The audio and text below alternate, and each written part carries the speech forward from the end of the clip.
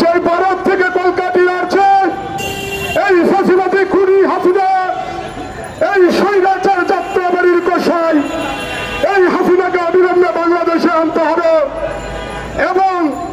তার যে গুম খুন ওই 17 বছরে করেছে তাকে আইনের আওতায় এনে তাকে তার পত্র যে শাস্তি পানা সেটাকে দেওয়ার লক্ষ্যে এদেশের জনতা এবং পুলিশ প্রশাসনকে বলবো যে কাজ করুন। এই স্বৈরাচার হাসিনা এই 17 বছর ধরে এদেশের লক্ষ লক্ষ মানুষের মুখে গুলি চালিয়েছে এবং গুম খুন করেছে। বাংলাদেশ জাতীয়তাবাদী দেশপ্রেমিক দল আমার নেতা জনাব তারেক রহমানের নির্দেশে আজকে আমরা কম্বল বিতরণ অনুষ্ঠানে আজকে আমরা সমাবেত হয়েছি এখানে সকলে, এবং ভারত থেকে কলকাতা আসছে আমি এই প্রধান উপদেষ্টা ডক্টর মোহাম্মদ ইউনূস সাহেবকে বলবো আপনার দ্রুত এই ফাঁসিবাদী এই খুনি হাসিনাকে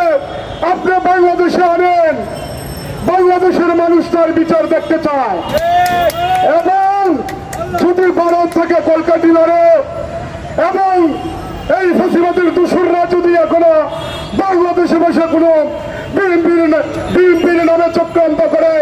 খালেদা জিয়ার জন্য চক্রান্ত করে, বাংলাদেশ জাতীয়তাবাদী দেশপ্রেমিক দল কেন্দ্রীয় সংসদের পক্ষ থেকে আমি বলতে চাই আমরা সবাই একত্রিত হয়ে বিএনপির সকল নেতৃবৃন্দ একসাথে হয়ে তার জবাব দিব।